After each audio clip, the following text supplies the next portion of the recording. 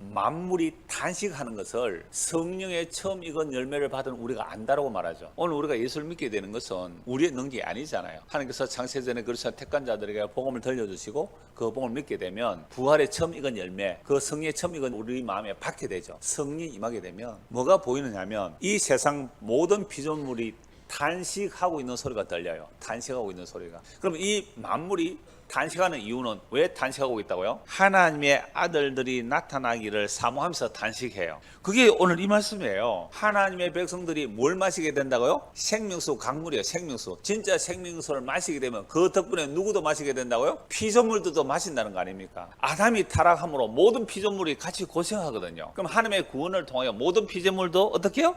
생명의 기쁨을 누린다는 거잖아요. 그래서 그 피조물들도 지금 탄식하면서 살아가는데 하나님의 아들들이 나타나는 정말로 새하늘과 새 땅이 열리는 그 새 일을 사모한다는 말씀이잖아요. 그래서 하나님께서 새 일을 이루어내시는 일은 애굽에서 나왔던 그 어마어마한 구원의 일을 잊어버릴 만큼 엄청난 새 일이라는 말씀이죠. 그래서 이걸 두 가지로 제가 말씀드릴 수 있다 그랬잖아요. 하나는 현재 고난 당하는 이것을 잊어버릴 정도로 새 일이다. 그러면 진짜 기쁜 새 일이 일어나면 옛날에 고생했던 일들이 어떻게 해요? 까마득하게 잊어버리는데, 그런데 완전히 잊어버립니까? 그래도 생각이 납니까? 그래서 생각이 나더라고요. 그대로 생각이 나요. 진짜 기쁜 일이 일어나면 와 신난다 할 때 옛날에 고생하던 일들이 잠시 잊어버리는데 며칠 지나다 보면 그것도 생각나거든요. 그럼 도대체 이 세일이 무엇일까? 현재의 고난은 이만큼 세일. 출애굽해서 어린 양의 피로 구원받아 나온 그 어마어마한 일, 10가지 재앙 홍해 바다를 건너는 구름기둥 불기둥 만나를 먹고 그 어마어마한 구원을 잊어버릴 만큼 놀라운 새 일이 뭘까요?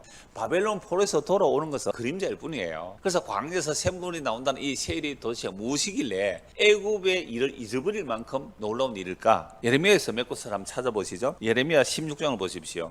예레미야 선지자는 정말 예루살렘의 멸망한 것을 목격한 선지자죠. 그런데 놀랍게도 어떤 약속을 계속하는가 하면 애굽에서 구원하신 하나님의 이름으로 부르지 않고 바벨론에서 돌이켜주신 하나님 이렇게 부른다고 말하죠. 그러니까 애굽의 일보다 바벨론에서 돌아온 것이 큰일로 보지만 사실은 사건적으로는 포로에서 돌아오는 것이 애굽에서 구원받아 나오는 것보다 약해요. 물론 큰 제국이 하나님의 종이 되어서 너희들 고향으로 돌아가서 성전을 지어라 이 어마어마한 일이긴 하지만 사건적으로는 출애굽이 훨씬 큰 사건이에요. 그래서 왜 이걸 자꾸만 새 일이라고 말하는지, 자, 예레미야, 내가 또 내 마음에 합한 목자들을 너희에게 주리니. 자, 하나님의 마음에 합한 목자를 주신다는 거죠. 그들이 지식과 명철로 너희를 양육하리라. 여호와의 말씀이니라. 너희가 이 땅에서 번성하여 많아질 때에는 사람들이 여호와의 언약궤를 다시는 말하지 아니할 것이요, 생각하지 아니할 것이요, 기억하지 아니할 것이요, 찾지 아니할 것이요, 다시는 만들지 않을 것이며, 그때 예루살렘이 그들에게 여호와의 보좌라 일컬음이 되며 모든 백성이 거리로 모이리니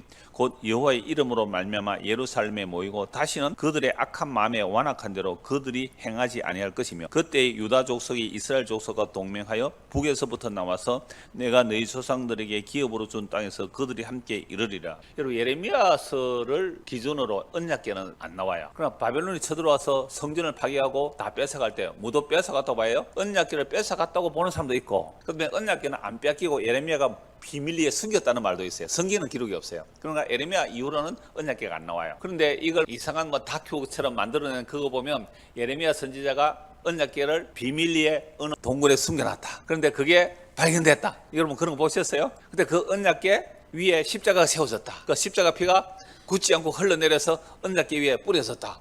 이런 얘기도 있더라고요. 그거 성경에 없거든요. 여러분 성경에 없는 게 실제로 그런 일이 일어났다 해도 그건 계시로 받을 수는 없습니다. 이게 기준이 돼야 돼요. 실제로 예레미야가 언약궤를 숨겨서 동굴에 발견됐다 할지라도 그거 언약궤 보여주는 척 하다가 안 보여주더라고요. 발굴하는 옛날에 다큐를 봤거든요. 보여주는 척 하면 안 보이더라고요. 보여주면 왜 안 됩니까 그걸? 그러니까 여하튼 예레미야 이후로는 언약궤가 등장하지 않거든요. 자, 그런데 바벨론에 포로 잡혀갔다가 돌아오는 그 사건, 이게 예루살렘 중심으로 모인다라고 말하는데 북쪽에서 돌아온다 이 말이잖아요. 북쪽에서 나와서 유다 족속도 이스라엘 족속도 동해 북에서 나와, 그러니까 바벨론 쪽에서 나와 예루살렘 성전으로 모인다 이 말씀이잖아요.